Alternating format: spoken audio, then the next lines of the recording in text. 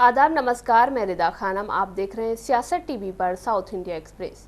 एक नजर डालते हैं आज के मुख्य समाचार पर। बीआरएस के कार्यकारी अध्यक्ष और तेलंगाना के आईटी मंत्री के टी रामाराव ने आज बीबीसी के दिल्ली कार्यालय पर आईटी पर प्रतिक्रिया व्यक्त की और कहा कि आईटी विभाग, सीबीआई और ईडी जैसी एजेंसियां लोगों के लिए हंसी का पात्र बन गई हैं, भाजपा की सबसे बड़ी कठपुतली बनते जा रहे हैं। उन्होंने ट्वीट किया कि मोदी पर डॉक्यूमेंट्री प्रसारित करने के कुछ हफ्ते बाद बीबीसी इंडिया अब आईटी, सीबीआई और ईडी जैसी आईटी एजेंसियों के छापे भाजपा की सबसे बड़ी कठपुतली बनने के लिए हंसी का पात्र बन गए हैं। अचानक हुए घटनाक्रम में आयकर विभाग आज बीबीसी के दिल्ली कार्यालय में तलाशी अभियान चला रहा है। रिपोर्ट्स के मुताबिक कर्मचारियों को ऑफिस से जाने के लिए कह दिया गया है और उनके फोन जब्त कर लिए गए हैं।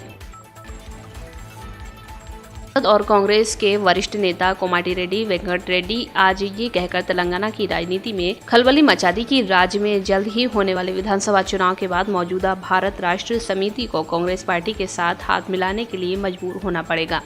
उन्होंने कहा कि इस बार 60 सीटें कोई नहीं जीतेगा।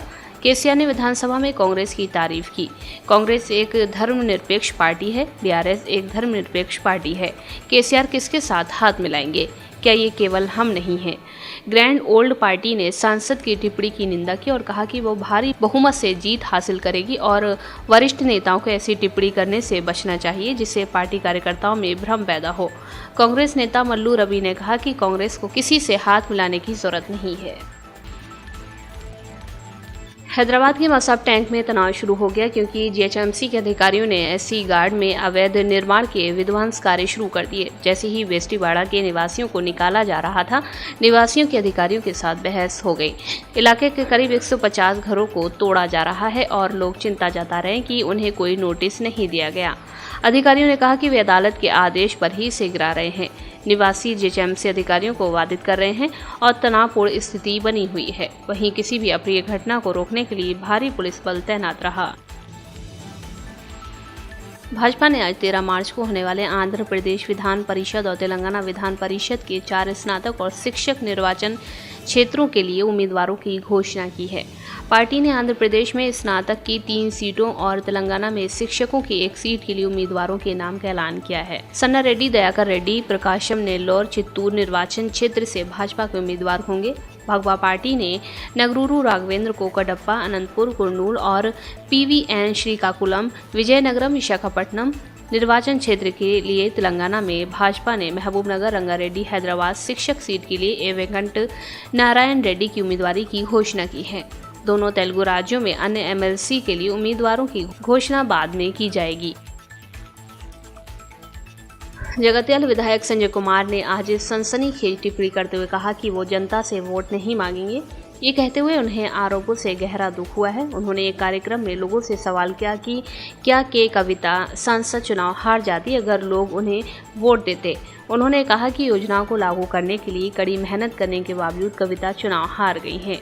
मेरू नेनू कार्यक्रम के तहत रायकाल मंडल के एक गांव में रात्रि विश्राम करने वाले विधायक संजय कुमार सुबह मंडल के कई गांव में जाकर समस्याओं की जानकारी लिए। इस संबंध में एक गांव में आयोजित बैठक में विधायक ने कहा कि सहयोगी दल जहां एक और विधानसभा क्षेत्र को विकास के पथ पर आगे ले जाने का प्रयास कर रहे हैं, तो वहीं कुछ लोगों द्वारा मुझे एक नेता कहकर संबोधित करना अत्यंत पीड़ादायक है।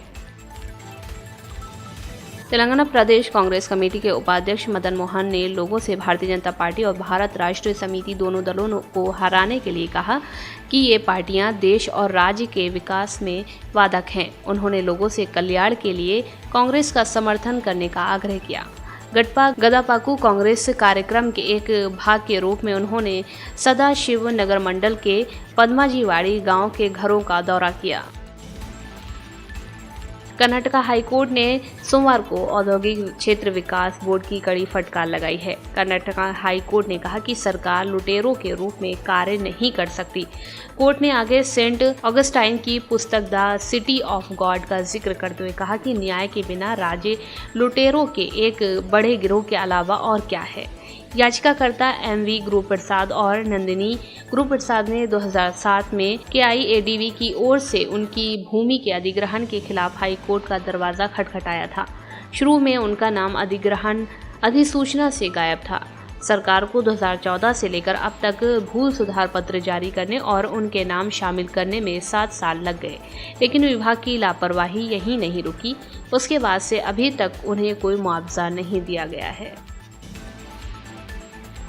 साउथ इंडिया एक्सप्रेस में बस इतना ही। मुझे दे इजाजत। बाकी खबरों के लिए बने रहे सियासत टीवी के साथ।